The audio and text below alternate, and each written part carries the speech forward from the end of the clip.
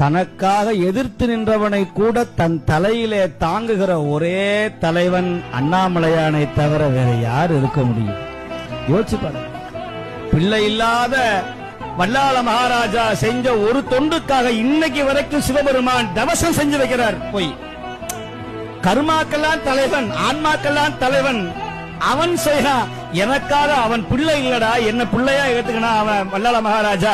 அதனால நான் அவனுக்கு போய் இன்னைக்கு முன்னாள் முதலமைச்சர் தவசம் பண்ணதுக்கு வாரிசு இல்ல. ஆனா இன்னைக்கு வல்லாள மகாராஜாவுக்கு சிவன் போய் தவசம் பண்றார். அண்ணாமலையாரே போய் எள்ளும் தண்ணியை இறைக்கிறார் அப்படின்னு சொன்னா, சிவனை நம்பினால் நம்முடைய வம்சம் தழைக்கும், நம்மை காப்பாற்றுவான். தனக்காக எதிர்த்து நின்றவனை கூட தன் தலையிலே தாங்குகிற ஒரே தலைவன் அண்ணாமலையானை தவிர வேற யார் இருக்க முடியும்?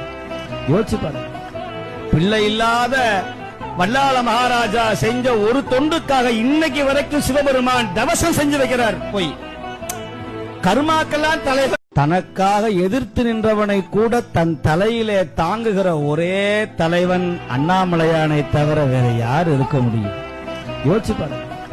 பிள்ளை இல்லாத வல்லாள மகாராஜா செஞ்ச ஒரு தொண்டுக்காக இன்னைக்கு வரைக்கும் சிவபெருமான் தவசம் செஞ்சு வைக்கிறார். போய் கர்மாக்கெல்லாம் தலைவன், ஆன்மாக்கெல்லாம் தலைவன் அவன் செய்யறான்.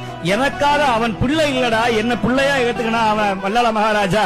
அதனால நான் அவனுக்கு போய் இன்னைக்கு முன்னாள் முதலமைச்சர் தவசம் பண்ணதுக்கு வாரிசு இல்ல.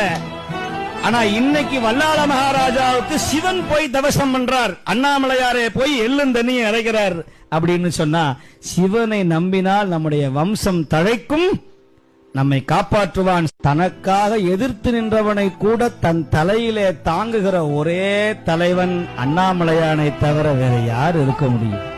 யோசிச்சு பாருங்க.